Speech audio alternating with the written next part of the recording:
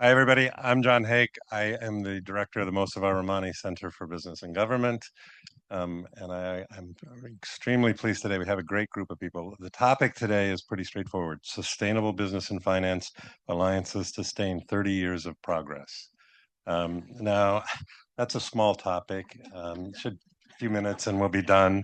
But there is this question of what should the strategic role of companies be and financial institutions in addressing some of these social issues. And this is, if you will, a particularly important, a particularly special case, but there is a broader kind of question that is always difficult to sort through in this context. Okay, and the difficult question is basically, how should we think about what's the role of business in promoting the public interest? How do you think about that question? And I'll expose some of my biases in this process, but when you think about, at least in the United States, businesses do have an obligation to have high performance, and high performance means, kind of quote, the business of business is business, right? And markets have generally been seen as very effective mechanisms to allocate resources. They're generally very efficient. You get superior high quality goods and services. You often have, as a result, strong sustained economic growth. But firms need to also do that within the context of high integrity. And what does high integrity mean? I mean, that's a kind of very loaded normative term, if you will. But it seems to me that you have to have some belief that the results of that market-based system are shared and shared broadly. That you need to have a focus on certain social issues that may not be able to be solved either by the government alone or by the private sector alone. I think sustainability and climate change clearly falls in that bucket.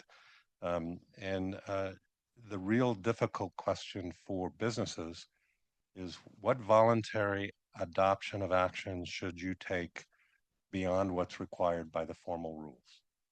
How do you think about that question? Should firm take these voluntary actions beyond the formal rules in some form of firm action by itself or some form of facilitating some kind of collective action? And all of these kind of issues get highlighted, spotlighted, brought to the forefront around issues of sustainability and climate change, right? And I think we have a superb panel here today to help discuss that. I'm not going to go, Jane is going to introduce everybody, but I do want to introduce Jane briefly. Jane Nelson, who hopefully many of you know, she was one of the founding directors with John Ruggie of the Corporate Responsibility Initiative within the Center for Business and Government and here at the Kennedy School. She is also on the Center for Sustainable Development program within the Brookings Institution as a non-resident senior fellow. She doesn't talk about this much, but I must confess, this was kind of news to me. I don't understand the UK system extremely well, but she was in 2024 appointed as a companion order of the St. Michael and St. George CMG in the United Kingdom's New Year's Overseas and International Honors List. Now, just so you know, that's a little bit like getting knighted, only for women, okay? Very impressive. And I'm going to turn it over to her to introduce and moderate, but I want to thank everybody for coming and looking forward to the conversation. Thank you so much, John, and my colleagues at the Mosava Rahmani Center for Business and Government and our colleagues at the... I did want to say also, I should have said, Salada Institute, thank you.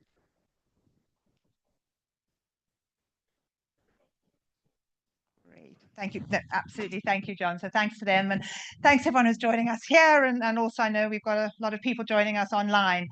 And as John sort of said, I think there's sort of three key questions we hope to address and at least partly address in the panel today. First of all, what are some of the very specific practical strategies and actions that your particularly large corporations and financial institutions have taken and are taking to embed sort of sustainability risks and opportunities into their core business practices, and sort of some of the progress that's been made in the, I guess, 35 years since the Rio Earth Summit, which to really age me, I was at, and when there was very, very little talk about the role of the private sector. So that's the sort of first thing. What are individual companies and financial institutions doing, and what are some of the very obvious challenges they're currently facing in the backlash against, environmental, social governance, ESG, to respond to that? Secondly, given that no matter how large a corporation is, its ability to drive beyond its own value chain, real systemic change is very limited. We want to sort of delve into a little bit, and we've got some great examples represented on the panel on what are examples of what I would call pre-competitive collective action by companies within the same industry sector, financial institutions, within their sort of asset classes, to drive more systemic change, either by creating markets, addressing public policy obstacles and challenges, mobilizing resources. How can alliances play a role? And then in the case of both individual business and alliances, how are they responding to the current very, very challenging geopolitical, geoeconomic fragmentation, political backlash, obviously technological disruption, and the very strong reality of climate change happening and extreme weather events. So individual companies, sort of alliances, and how are they responding? And I think it goes without saying, and I hope we won't focus too much on the problems, but it goes without saying that we're in some pretty challenging times in any way you want to measure it right now. And I mean, just taking some of the headlines from this week. As some of you will know, the UN's World Meteorological Society or organization launched the 2025 State of the Climate Report. And, we're not surprised by the top headline. The Earth's climate is more out of balance than at any time in observed history. And then these rapid and large-scale changes have occurred within a few decades, but have harmful repercussions for hundreds and potentially thousands of years. And just very specifically, 2015 to 2025, as I think we all know, have been the hottest 11 years on record. And so that very real and challenging reality, when you've got enormous backlash against some of the companies and alliances that are trying to move the agenda forward. And yet even with the backlash, I mean, just this week, and actually as we're sitting here, some of us have got colleagues at Ceres Week, which is the annual energy meeting of not only all the world's major oil and gas companies, but increasingly renewable companies, tech entrepreneurs who are finding solutions. And there's about 8,000 people in Houston looking not only at energy security issues, but continue to discuss energy resilience, sort of energy transition. In the UK, as we speak, there's a gathering of nearly 2,000 people at a conference called Anthropy, where they've got a coalition of business leaders, civic leaders, academic leaders to come together with what does a future vision for the UK look like on sustainability. Also this week, as we sit here, the Keidanren in Japan, which is the largest coalition of pretty much all the major Japanese companies and Japanese business associations, is meeting with a former colleague, Gail Kell, from the UN Global Compact on what does the sort of next stage of the Sustainable Development Goals look like and sustainability for Japanese business.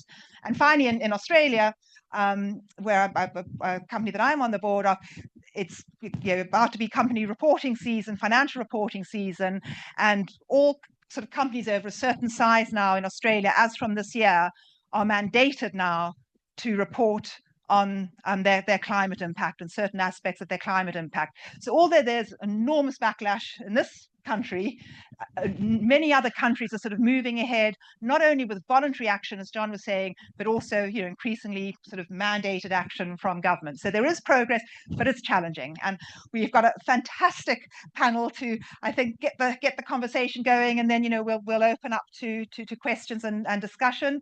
I'm Dan Saccardi, who is the program director of the company network of Ceres, and he can say a bit more about Ceres. But I remember in the very early days in 1987, Ceres was set up, the Coalition for Environmentally Responsible Economies, in response to the Exxon Valdez oil spill and was one of the first organizations to sort of set principles for business. Dan runs the large sort of company network there, and we'll share more on that. And was also with the Environmental Resources Defense Council, very sort of science and economic based environmental nonprofit. Amanda Gardiner, who's currently the executive director of the United Nations Global Compacts Network here in the United States, with still a very healthy membership despite some of the challenges. She was also formerly head of Meta head of ESG, head of Meta, head of ESG, head of ESG at Meta,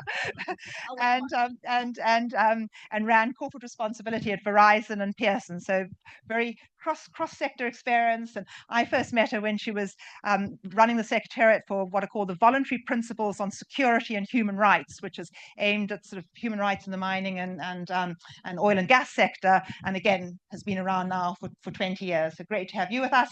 And last but absolutely not least, David Wood, who I think some of you will know well. He teaches here and at Columbia on responsible investment, and was one of the co-founders and former executive director of the Initiative for Responsible Investment. So some great experience on the table here. And without further ado, Dan, maybe we can start with you in terms of that sort of your first question I raised of what are you seeing in terms of the progress that's been made by individual companies to make these issues more strategic and material to the business, and what are some of the challenges and how are they addressing it at the individual firm level? Sure, absolutely, and glad to be here. Just a little bit more about Ceres. We're a nonprofit advocacy organization that works a few different ways. One, we work to mobilize both companies, investors, and policymakers to engage on some of the most pressing sustainability issues. And then we also advocate directly for both market-based and policy solutions to accelerate transition to a cleaner, more just economy. And then, as Jane mentioned, I lead our company network, which is a membership group of about 50 global companies across all sectors, from transportation to food and beverage, technology, financial services, electric power, footwear and apparel. And we work with them to enhance and elevate their sustainability strategy, their execution against that strategy, goal setting, and all of that.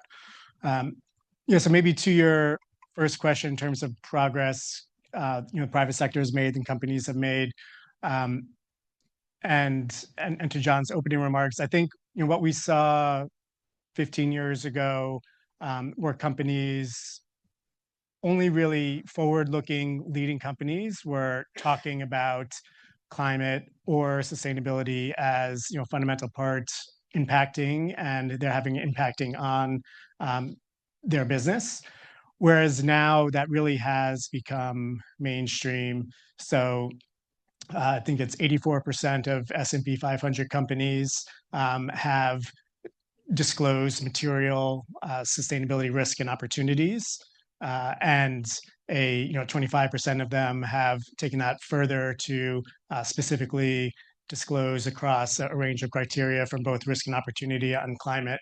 And this is something that is now table stakes, whereas you could argue 5 years ago, certainly 10 or 15 years ago, there would only be a few companies that are really emphasizing that. I think another important development, again, if you look at 10 to 15 years ago, companies were, for the most part, looking within their four walls, so looking to reduce their direct emissions, what are called scope 1 and 2 emissions from their physical facilities or the electricity they're using, or moving beyond climate, extending that to the resources, starting recycling programs in their food delivery cafeterias, or reducing paper use. And all of those things are important, but for most companies, that's not the material impacts they're having. The material impacts they're having are in what you could call scope 3, which is how they impact broader society, how they are delivering products and services to us as consumers or to other companies.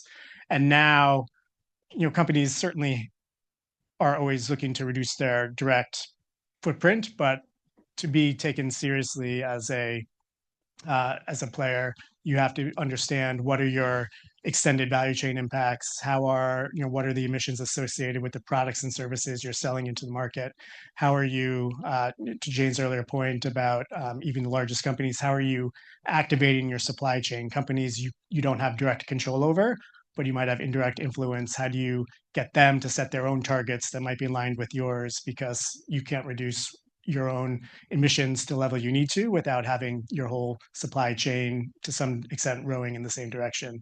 So expanding the scope of a focus from the proverbial four walls to the value chain that companies are operating in. So maybe can start there. Yeah, great. And then we'll come back to some of the current challenges and how companies navigate them. Do you agree with that, Amanda? Yeah. Yeah. Absolutely. Absolutely. Yes. So let me start by saying thank you for having me, and also say everything I've learned in this space, I've learned from Jane Nelson, who you are very fortunate to have here, because as the new executive director of the Network USA for the Global Compact, Jane was there at the beginning of the Global Compact and helped formulate it. So it's been a blessing to be able to learn from her. And I'll say a little bit more as well about the Global Compact. If you aren't aware, it's the world's largest sustainability initiative. Today, we have more than 25,000 companies around the world who have signed up to the Global Compact principles, of which there are 10 around human rights, labor, the environment, anti-corruption. And the US network has about 1,100 of those companies in the network. And our job is to really bring the principles to life with the companies at the national level and help them to operationalize them by providing the tools and resources they might need, and also the contact points with other companies and peers to learn from each other so that they can do sustainability, do responsibility inside their businesses. And so the way we work is 70 country networks around the world. The US network is one of those. And just kind of building on the progress piece, I would absolutely agree. This is now expected of business. It's no longer a nice to have. It's companies who want to compete have to be doing these things. I would add, I think there's a lot that we've accomplished as a community of sustainability and responsibility professionals in driving maturity in this space. This used to be about philanthropy in large part. Companies would throw money at a problem. And I think what we've realized is you can't be doing something really shiny over here and over here in the way you're doing business be harming people or causing a negative impact to people or planet. So that's really come along, and we're seeing companies embed this into the way they're doing business. I would also say the concept of materiality is becoming much more understood, especially in the context of regulation, but it's not, here's all the things we're doing, and there are 20 major things, and we've spread out our funds across those to tackle them all. It's what are the top 3 things that as a business we can do, leveraging our people, leveraging our core business competencies, leveraging our operational resources to really have an impact in the world, and let's focus in there. And so companies are getting better at that. And I would say also holistic management of issues. So not everywhere, but I do think that companies are better now at understanding the relationship between human rights and the environment and making sure teams are talking to each other. Not all the time, but I do think there's some progress there. Other things I would highlight, boards are now becoming more informed, also because the regulatory environment is causing that and creating those incentives. But boards now are considering ESG, considering sustainability in their decision making. And I would say the investor community has also gone from being largely absent to being much more engaged. Now that's changed somewhat in the last year or 2 years, but investors have played a huge role in pushing this arena forward, I would say. And then finally, I'll just say, I think the other progress that's been made is that in the broader ecosystem, business now has a seat at the table, thanks to the efforts over the last 35 years. If you think back to the Millennium Development Goals, which were created as a set of goals to move the world forward in sustainable development back in 2000, business was there, but not part of the consultations necessarily, certainly not with a big voice. 15 years later, when we created the Sustainable Development Goals, there was a whole business process around that. And I think as we near the end of those and we go into what's next for the world's big set of goals, I think business will have even broader seat at the table and more representation, whatever that process might look like. And I think that's largely because of the success and the progress that's been made in sustainability. Thank you. And I think a challenge we might want to sort of delve into a bit more, where there's still a major trust deficit. There is. I think with a lot of civil society, particularly as it relates to big business and big multinationals, and how business has a place at the table, but which is accountable and transparent and builds trust is crucial. And I think both of the coalitions that you help to coordinate have a very strong focus also on, it's not just advocating to government, but demonstrating the business accountability, and almost like earning the right to be at the table. Yeah. But we can delve into that. But David, on the investor side, I mean, you've built a number of and engaged with a number of investor coalitions. Yeah, what were progress, and then what are some of the backsliding that we're seeing, and your prognosis of it? Is this close enough to my mouth? Okay. I don't know, lavalier mics are weird. So I'm interested in the 30 years period that you have, to title this, because that's the huge inflection point for investors. In the 2000s, when markets were going crazy, and Kofi Annan, the Global Compact, and then the Principles of Responsible Investment after that were an effort by the UN to reassert some relevance in a world where business and investment had looked like it had sort of grown more powerful than governments in the UN framework. And the Principles of Responsible Investment were launched in 2006. They were a real change for what was used to be called social investment or socially responsible investment, a move towards a focus on the financial materiality of environmental and social goals, but also a move into the mainstream of investors. It was like a conscious decision. We want to grow, but we may narrow our focus to financial relevance at the expense of some of the environmental and social concerns that most social or responsible investors showed up to their jobs for in the first place. And it worked. Right? The mainstream of responsible investment is an extraordinary story. As a subfield in the history of finance, it went from nothing. I started in 2002. Socially responsible investment had grown to be recognized as a thing. By 2015, table stakes, right? Everybody had to have an ESG function, but it came at a cost, I think, with the depth of which environmental and social issues were addressed. The achievements for firms, I would say, like the creation of an internal mid-level bureaucracy of functions within investment firms that focus on either researching or reporting on environmental, social, and governance information, that's just new. That wasn't there before, and now it's everywhere. We were all misfits. When I started out, I'm a historian by training. I studied 17th century Spain. It was totally normal to enter the field that way. Nobody would hire me for this job now. Because people are being trained in the field. That's a big difference, and it's made a big difference in reporting regimes, in pushing companies to address things. Investor demand is a great draw.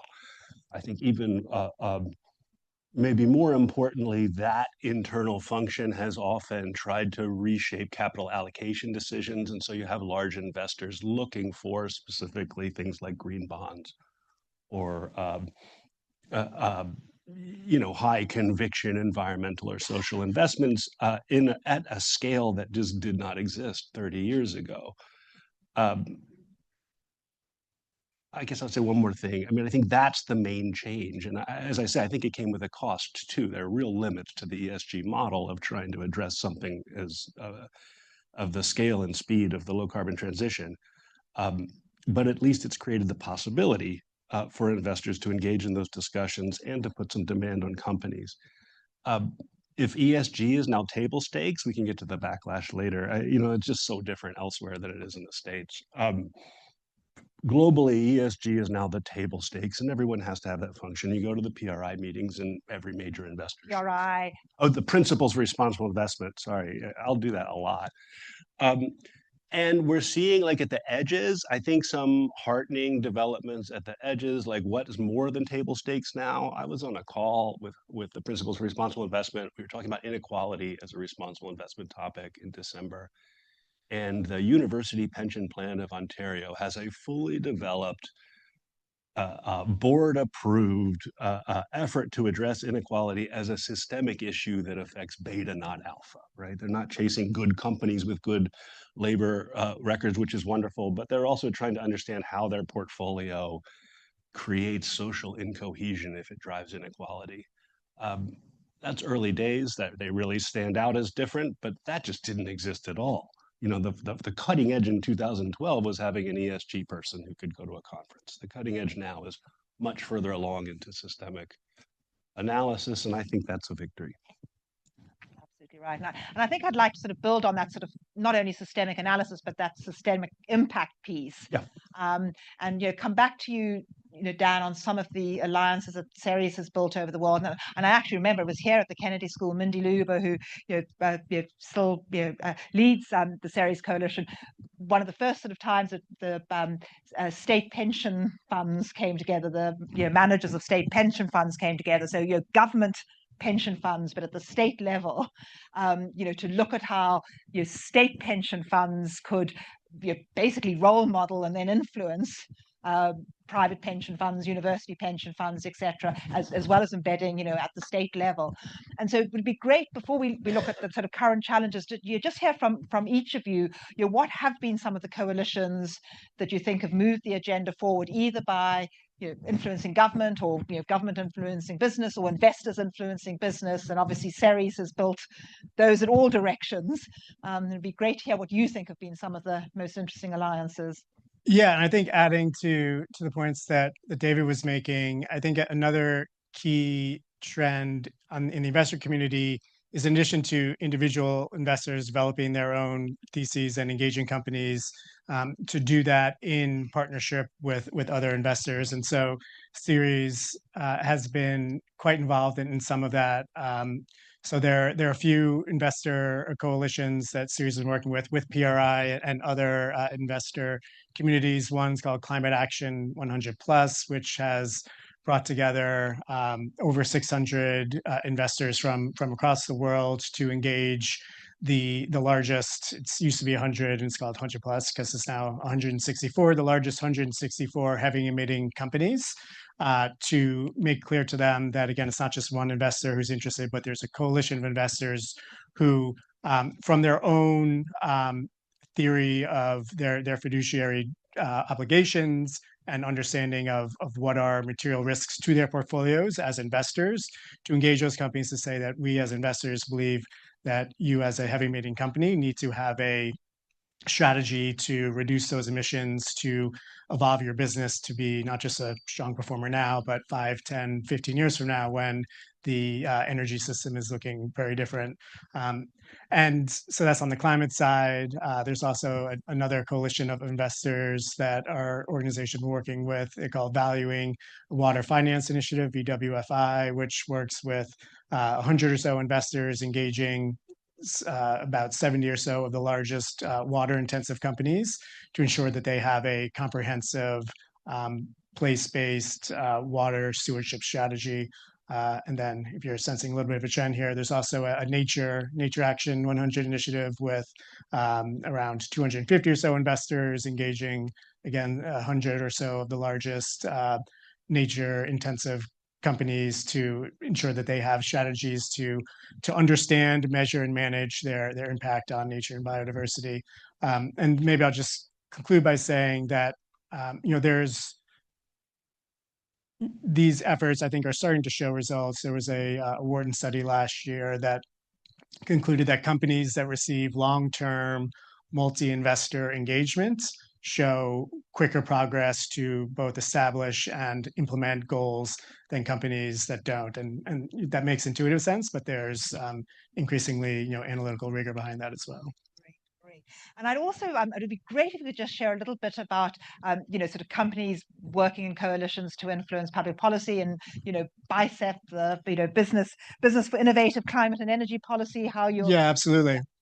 So there's a sister network at Ceres called BICEP, which is business for, business for climate and energy. Business. Thank you. Business innovation for climate and energy. So just last week, the theory here is that as much as we would like to say that civil society can change the debate on policymaking.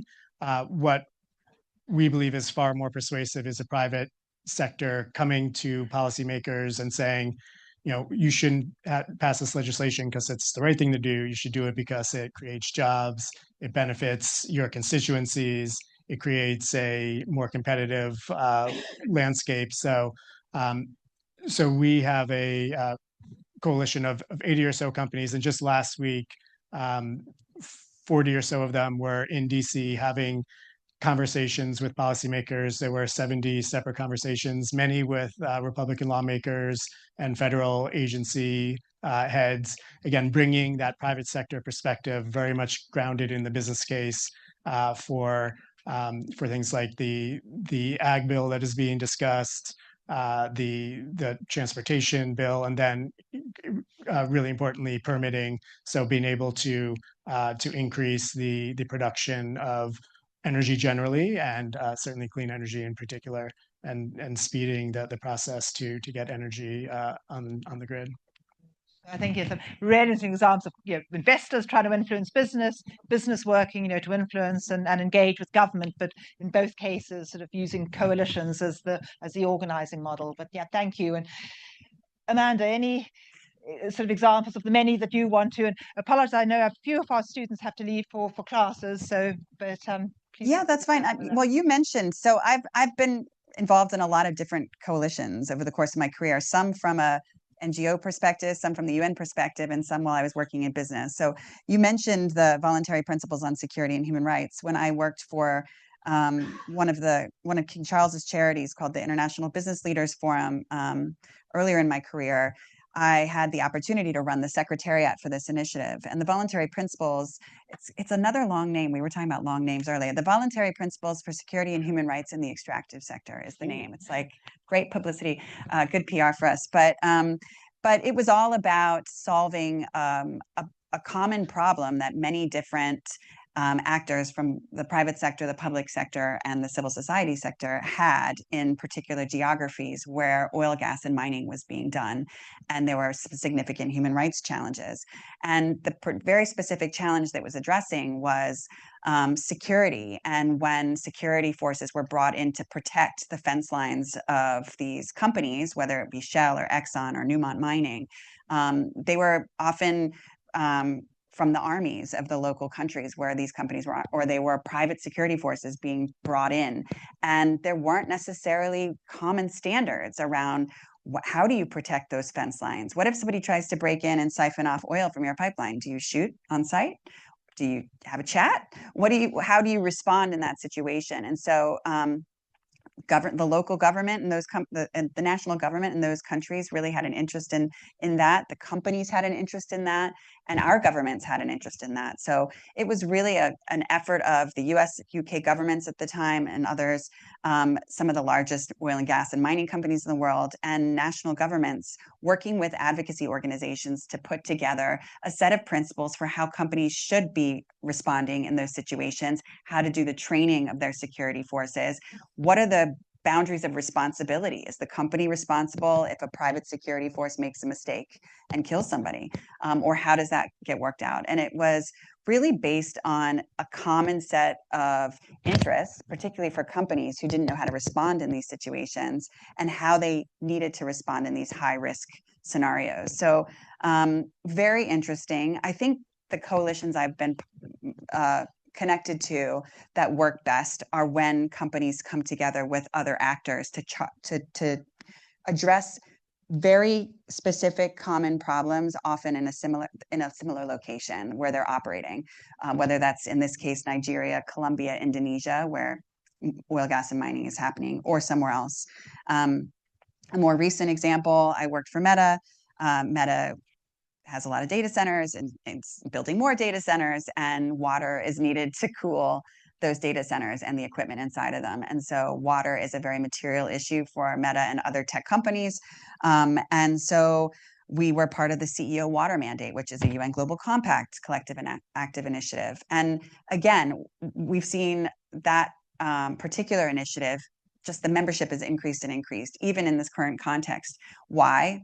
the AI and data center explosion, of course, but also because it's looking at one of the largest initiatives of that CEO water mandate is around looking at 100 water basins around the world, very specific water basins, and figuring out who's operating there. Can we come together in those geographies and solve some of the challenges, whether it's water scarcity or water quality or whatever it might be, and do that together, as opposed to 7 different companies coming there, doing their business and trying to solve the problems on their own. So that's just a sampling of some of them. Fantastic. And I think, and both these are sort of place-based, but then also like the Climate Action 100 and the plus and the Nature Action 100 plus, not sort of saying, you need to incorporate nature and everything. It's very, very specific. What's your board doing? How are you, what's your strategy? So that sort of specificity and focus around what are the material issues, I think are, sort of key success factors of not only what work, but what gets sustained. So like these voluntary principles exist today, and most of the world's largest oil and gas companies and mining companies are still part of it, as well as countries and human rights organizations. So, but it's because it's a very sort of specifically focused goal. Yeah. David, a couple of examples, and then we'll start opening up to some questions. Yeah, great. I mean, Climate Action 100 Plus is the biggest collection of investors to ever be put together. It's just an unimaginable scale for shareholder action. It looks a lot like what the Interfaith Center for Corporate Responsibility did in trying to divest from apartheid South Africa in 1980. The tools haven't changed that much. The way that the collaborations works haven't changed that much. But now you kind of have the forefront of investor action, often coming from groups like ICCR, still are the tip of the spear, and they're able to organize through larger networks like INCR, like the Principles for Responsible Investment, just a lot more weight from the market. And I think that's also true, the sector specific. I just always remember the Dutch pension funds leading a sustainable palm oil project that was so targeted, but they brought so much weight to it, and the cultural connections and colonial connections between the Netherlands and Indonesia played a part in that, and it was just very effective and targeted. I'll say 2 more that I think are relevant.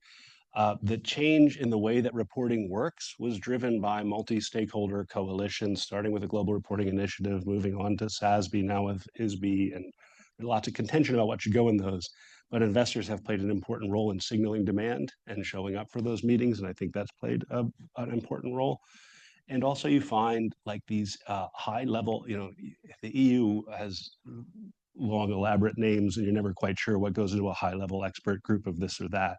But a coordinated group of investors and investor advocacy organizations show up and inform the Sustainable Finance Action Plan, and that's sort of a major role right now for the networks, is informing those policy engagements. And that didn't used to be much part of, in the 2000s, that was not much part of sustainable investment in the way that it is now for the trade associations and investor networks. And I think that's heartening, although one does worry about capture.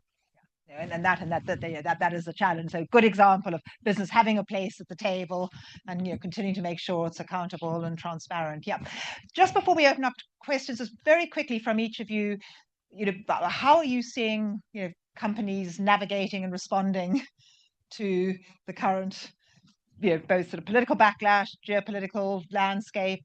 Is your sense that there is a major pullback, or holding the line, or continuing to move forward? And I think, as you alluded, Dan, it's different in different countries, but just some thoughts on that. Yeah, and it's also different between different sectors and even individual companies. I'd say a couple of things. One, something we've noticed, and I think in the scheme of the broader context, this is probably a good thing, that for the most part, at least the companies we're working with, they haven't pulled back their strategy or even their focus and investment, but they have quite intentionally taken a significantly lower profile, where in the late teens and 20s, companies would be using any excuse to say, we've done this, we've done that, here's our strategy, here's our goals.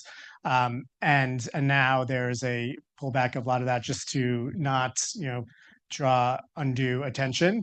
And then I think secondly, I think Amanda mentioned a couple of times materiality. I think a small silver lining of all of the focus on these companies is that there has been a focusing on the strategy. What are, I think as Amanda mentioned, what are the 3 things we should be doing? Whereas 5 years ago, you might be seeing a list of, you might be seeing like a chart of materiality assessment, and everything is in the top right quadrant of high impact and high importance. And if everything's important, then you might argue nothing is. And I think as resources have narrowed, or as companies are needing to prioritize where they're going to focus their investment, I think there has been some benefit of saying, okay, what are our actual material issues, and how do we double down on those, and maybe let some of the lesser priorities fall from focus a bit. Thank you. Absolutely agree on keeping a low profile. I will say the work is still happening for sure. But we're seeing, for example, companies used to come to the Global Compact and want to make big commitments on a big stage about what they're doing. That is not happening anymore. No one is asking for that. What they are asking for is changing. They're asking for more off-the-record conversations, small group discussions with peers where they can learn from each other. Talks about collective action, although that has also become challenging because of some of the activity that's been happening at the state level here in the United States, at least, with state attorneys general claiming there's collusion happening between companies on things like setting science-based targets or working together on particular initiatives. So there's some caution around it, and so talking about how we can do that safely has become conversation. So I do think things are still happening for sure, but structurally companies are also managing differently. They're embedding sustainability into the business more, which I do think is a good thing. So you're seeing it go into finance and legal teams and operations teams. And you're also seeing a distribution more of resources. So it'll be interesting, I think, in the next 5 years to see if the central sustainability team continues to exist as it has, as a large, in some well-resourced companies, a large central team, or there's that decentralization stays and sticks. I don't think it's a bad thing. I think we can learn a lot from this. I do worry about the CSO role, the Chief Sustainability Officer role, being leveled down. And it has less proximity in some companies to the CEO and the C-suite. So I think there's some things we need to keep an eye on. And but I don't think it's all bad. It's not all bad. It's not all bad. It's not all bad. Yes. There's so much bad faith in the discussions about responsible investment right now. It's hard to know how to sort of organize good faith arguments around what is happening, but maybe I'll talk a little more about what's happening internally, because that's what I'm interested in. I teach a course on climate finance and just transition, and the day before it started this semester, Mark Carney's World Economic Forum speech came out. And Mark Carney, there's no sort of single person who is more associated with what mainstream climate finance approaches looked like than Mark Carney. Organized the Task Force for Climate-Related Financial Disclosures, created the Global Financial Alliance for Net Zero. Really, this kind of market-based approach to risk management is taking over finance. And in this speech, he said, well, I don't know, we used to kind of believe all that stuff because there was a global order that was being held together, but that's gone now. And I showed up the next day. So what am I going to talk about? This is the thing that we're going to study is under question. I think that was a very public presentation with a particular political valence. There are a lot of conversations within responsible investment trying to come to terms with the fact that the political economic order under which this was created, mid-2000s, markets were raging, the crisis hadn't even happened, height of neoliberalism. Then the global financial crisis comes and responsible investment is seen as a way to hold the system together. Well, the system kind of feels like it may be falling apart, and investors, or particularly advocates trying to push for responsible investment outcomes, aren't really sure what to do when, in the words of one asset manager a friend of mine just talked to, he said, I don't know what's coming next, but what was isn't. And I think that's a generalized sentiment, and people are trying to wrestle with these tools which were built for a different moment in the world economic order. And yet I sort of pushing back a bit on that, and then we'll open up to some questions. The sort of tool of materiality, what what are the risks, the greatest risks that a company creates for people and the environment, and what are the risks that creates for the company, that is still there. I mean, extreme weather events, so the some of the things that are happening. Sure, it's something to build on, but at the scale and scope of the climate crisis, is it enough? Is it enough? And then that, and very important question, and probably very definitely not. And right. We know the answer. Absolutely, yeah. And I think also Mark Carney's speech, where he did also talk about sort of some of the grand global bargain type coalitions, and to Amanda's point, are harder, to take forward, whereas the more focused ones, either place-based or on getting companies to do specific things and specific value chains, I think still do have agency. But can we open up? Are there any? We've got one. What I'd like to do is take a couple, and then so maybe we can sort of start at the back, and then the one up here, and maybe one more if anyone else has a question. Yeah. Hi, thank you for sharing. I'm Naraini. I'm doing the MPID program. I wanted to ask something on alliances and coalitions. Like most of the times we propose collective action as a good solution, but do you sort of see like a diffusive responsibility or something like tragedy of commons happening while solving for this particular issue? Is that something visible? If it is, how exactly do you create that agency to not face the tragedy of common situation? Okay. So I think that there's sort of two pressures on collective action. One, that, and then the other Amanda alluded to, where in this country there's sort of antitrust pressures on collective action. But yeah, thank you. Thank you. Thanks, everyone. My name is Avleen. I'm a second-year student of Master of Public Policy. I'm also working on my thesis, which relates to climate adaptation and is also a collective action problem. And my question was more specifically a nuance that to what extent do mandates work with corporations, especially when big businesses are so powerful at lobbying their way out of sort of material moral actions. And this I'm talking about specifically when we are seeing that climate risk is becoming a business risk, but still businesses are relying on the public sector or nonprofits to create those public goods and then benefit off of it at no additional cost. So, yeah. Do you want to? Sure. Yeah, I think on both of those, to the first question around alliances and collective action, I think where we see alliances helpful is setting the floor rather than the ceiling. I think there is, race to the bottom might be a little crass, but when you have a broad coalition, there's inherently, to get everyone on board, the gravity moves towards the lesser performers versus the leaders. And so if you're trying to create a coalition to say, here's the absolute best everyone can do, it's probably not going to be effective, but it can be very effective at setting the floor to say, to be in this coalition, everyone needs to meet this threshold, and you can still be a higher performer and a leader. And over time, that floor can raise. And so I think that's where we've seen coalitions to be effective. And then maybe I'll just quickly talk on the mandate and then welcome others' thoughts. But I think, for a lot of these, none of these on their own is the solution, but we certainly see that mandates are very effective. When the previous administration's SEC was put out mandatory climate disclosure, that got a lot of companies were doing certain amounts of that, but having that say, okay, this is the SEC, this is required, and again, they weren't necessarily setting the ceiling, but they were setting a floor that everyone, all companies would have to adhere to.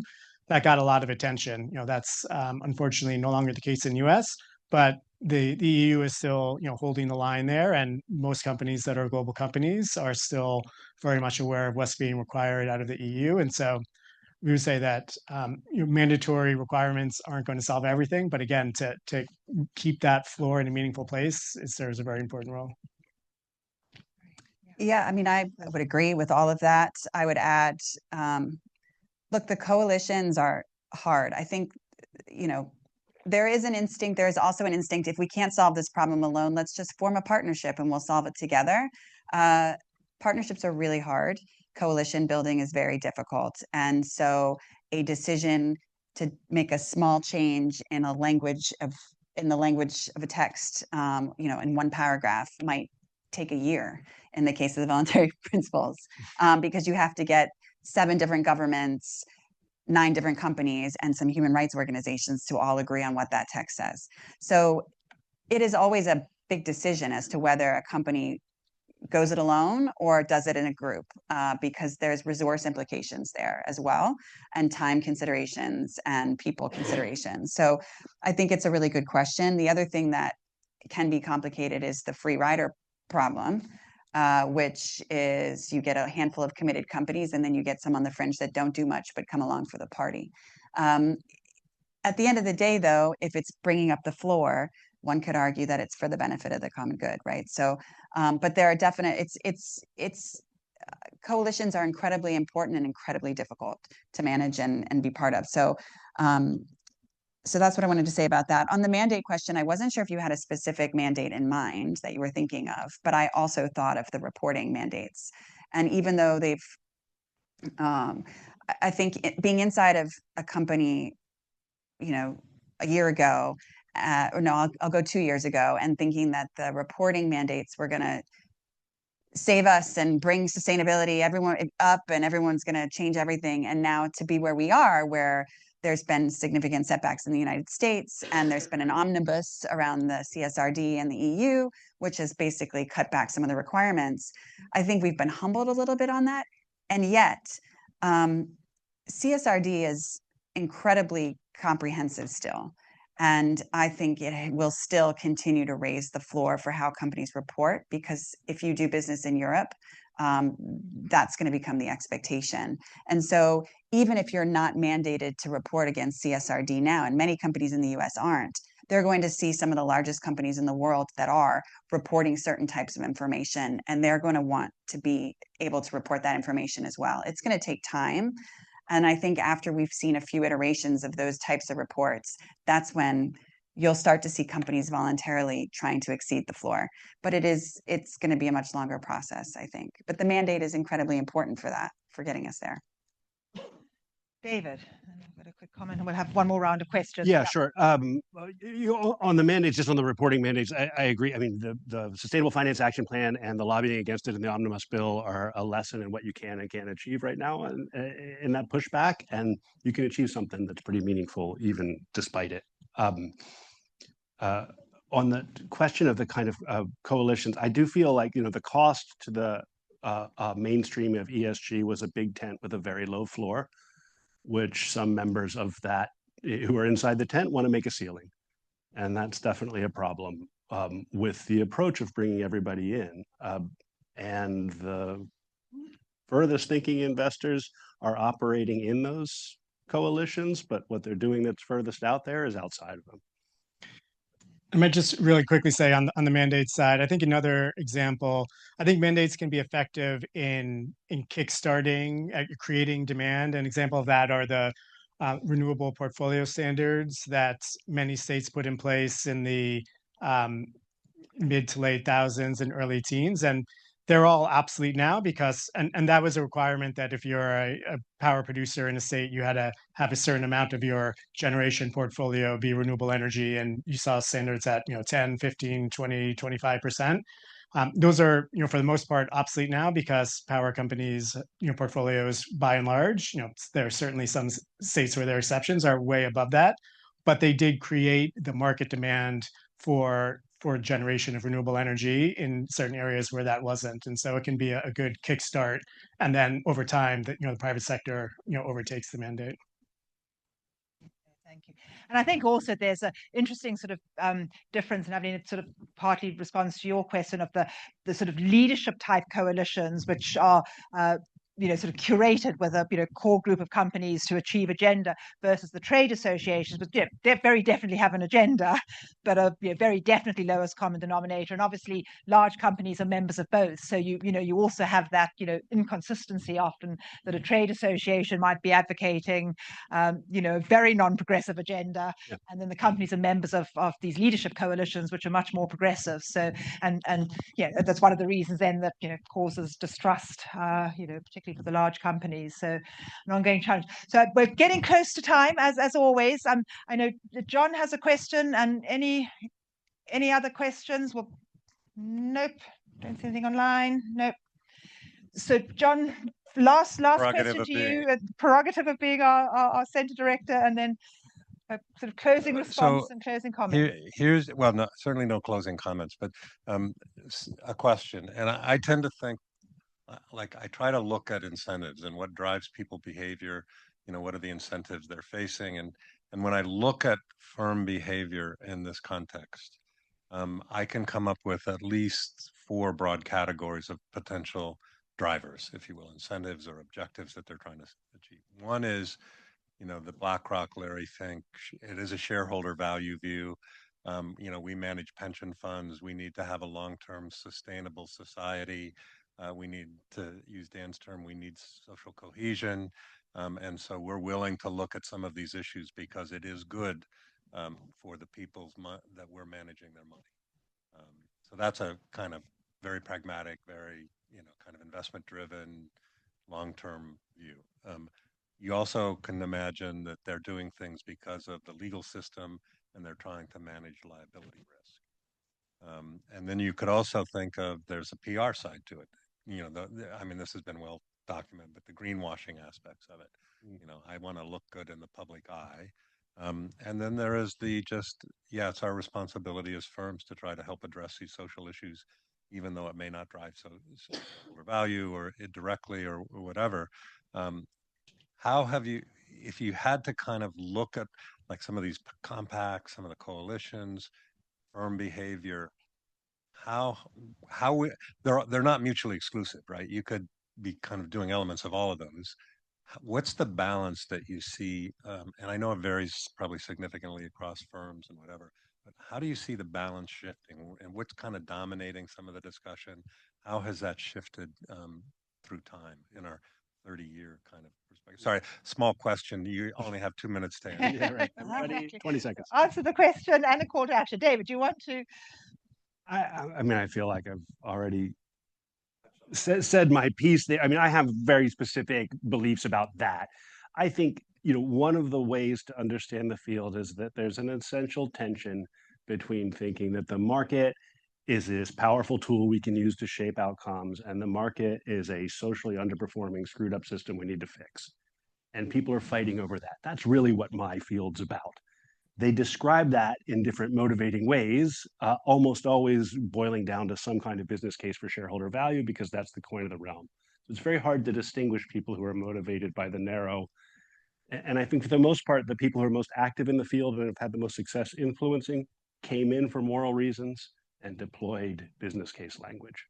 And we've seen the growth of business case language because it was effective as a way to hold, I don't think insincerely, but that was the effective but lowest common denominator tool to hold together the biggest coalition.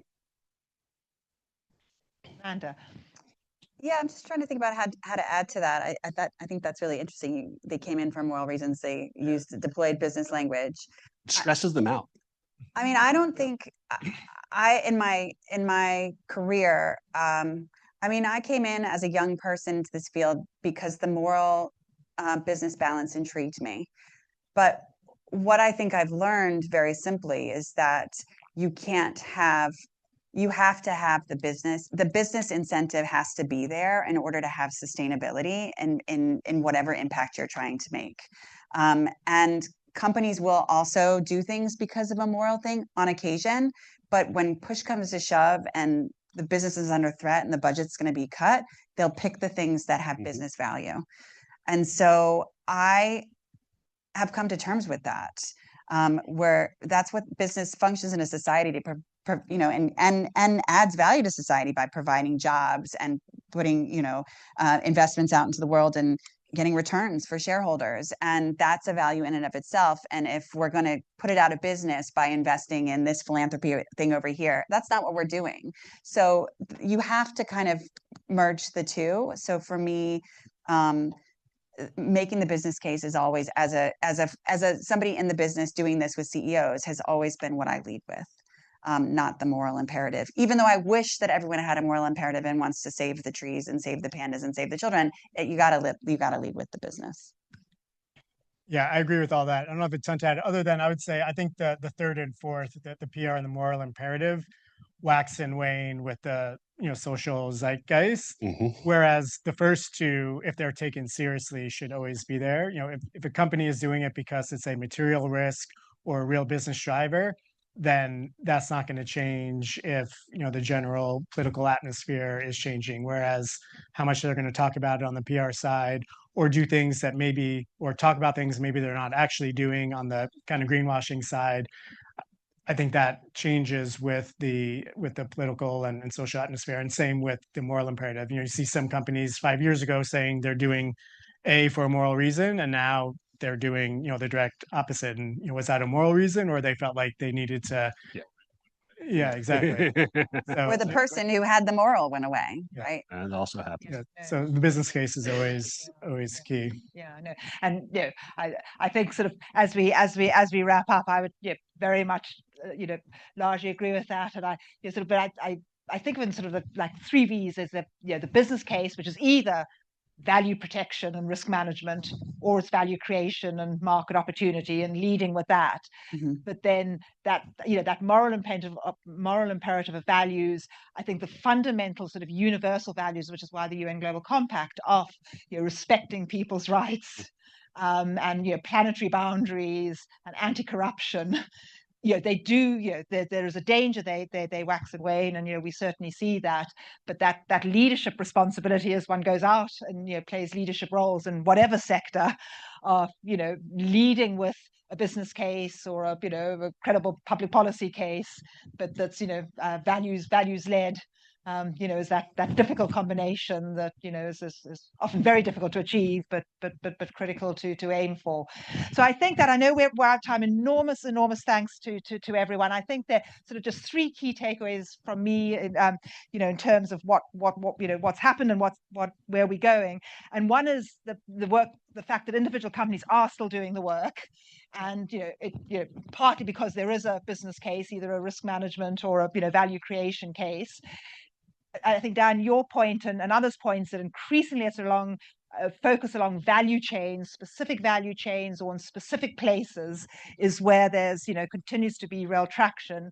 And yet at the same time, some of these global coalitions, and we've got 2 here that have been around for over 25 years and over 30 years, are continuing to exist and continue to have a role. And I think it's getting that balance between the large, grand bargain global coalitions that sort of set overall agendas and also address part of the values case, the more business-driven, value chain, place-based type coalitions, and then companies focusing on a few key material issues that are most material to their business. So the enormous challenge of, I think, progress being made, and individual leadership playing a critical role in that. So thank you, all 3 of you, for your great individual leadership and for being with us today, and everyone who's joined us online, and all of you who've stayed the course and being with us for this conversation. So thank you, and thanks, John.